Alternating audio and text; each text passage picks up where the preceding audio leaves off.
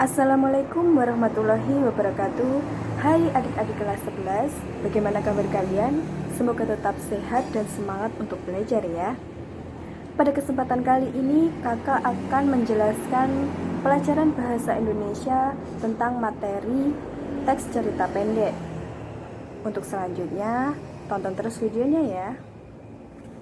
Kita akan belajar materi bahasa Indonesia untuk kelas 11 tentang teks cerpen. Kompetensi dasar pada pertemuan kali ini yaitu KD 3.9, menganalisis unsur-unsur pembangun cerita pendek dalam buku kumpulan cerita pendek, dan KD 4.9, mengkonstruksi sebuah cerita pendek dengan memerhatikan unsur-unsur pembangun cerita pendek. Tujuan yang akan dicapai dalam KD 3.9 dan 4.9 yaitu peserta didik dapat mengidentifikasi struktur dan unsur-unsur pembangun dalam cerpen yang dibaca, dan peserta didik dapat menyusun kerangka pembuatan cerpen yang selanjutnya dikembangkan menjadi sebuah cerpen itu. Nah, sudah siap belajar adik-adik? Nah, langsung saja kakak akan menjelaskan apa saja sih struktur dalam cerpen itu. Struktur teks cerpen yang pertama adalah abstrak.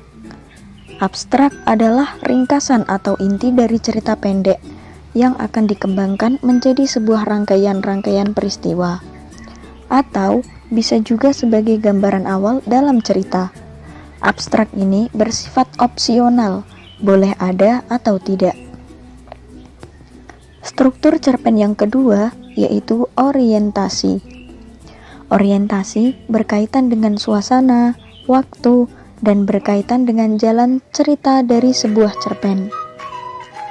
Struktur cerpen yang ketiga adalah komplikasi. Komplikasi ini berisi urutan kejadian-kejadian yang dihubungkan secara sebab dan akibat. Pada komplikasi, biasanya muncul kerumitan atau konflik dalam cerita. Struktur cerpen yang keempat adalah evaluasi. Dalam struktur evaluasi ini, konflik yang terjadi mengarah pada klimaks serta sudah mulai mendapatkan penyelesaian dari konflik yang telah terjadi. Struktur cerpen yang kelima adalah resolusi.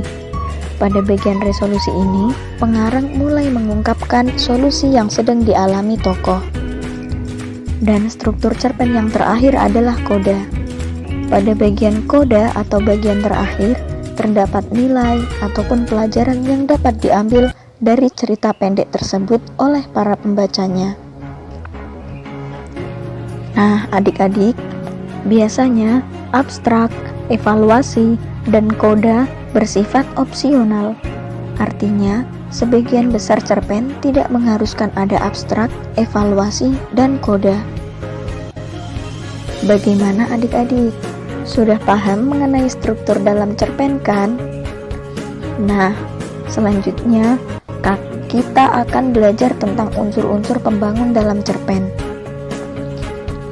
Unsur-unsur pembangun dalam cerpen ada tema, tokoh, penokohan atau perwatakan, alur, setting atau latar, sudut pandang, gaya bahasa, dan amanat.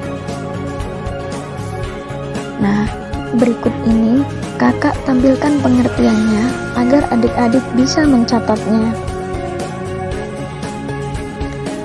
Pembahasan selanjutnya pada pertemuan kali ini adalah menyusun kerangka dalam penulisan cerpen. Kakak mau tanya nih, apakah sebelumnya adik-adik sudah pernah menulis sebuah cerpen? Wah, kalau sudah pernah, berarti sudah tidak asing lagi dengan kerangka menulis cerpen. Nah, selanjutnya kakak akan menerangkan tahapan kerangka pada penulisan cerpen. Tahap pertama yaitu observasi. Pada tahap observasi ini, ialah langkah awal pada penulisan sebuah cerpen yang dilakukan secara langsung, yaitu mengamati objek-objek peristiwa sehari-hari dan memilih salah satu untuk menjadi tokoh utama pada cerpen tersebut. Tahap kedua yaitu menentukan judul dan tema pada cerpen. Tahap ini disarankan untuk membuat cerpen semenarik mungkin. Tahap ketiga yaitu menentukan latar belakang cerpen dengan mengikuti alur pada tema yang dipilih oleh penulis. Tahap keempat yaitu menentukan para tokoh. Dalam menentukan tokoh, penulis menentukan sifat dan karakter tokoh tersebut yang sesuai dengan alur cerita. Tahap kelima yaitu menciptakan konflik. Konflik digunakan agar cerita tersebut tidak monoton. Tahap yang keenam yaitu menentukan sudut pandang. Penulis menggunakan sudut pandang untuk menyajikan latar belakang, tokoh, dan peristiwa pada cerpen dan membentuk sebuah karya fiksi. Dan tahap yang ketujuh atau yang terakhir yaitu menentukan alur. Alur sangat dibutuhkan dalam penulisan cerita, maka penulis memilih alur yang sangat menarik agar pembaca tidak merasakan jenuh. Nah, adik-adik, sudah tahu kan cara menyusun kerangka dalam penulisan sebuah cerpen?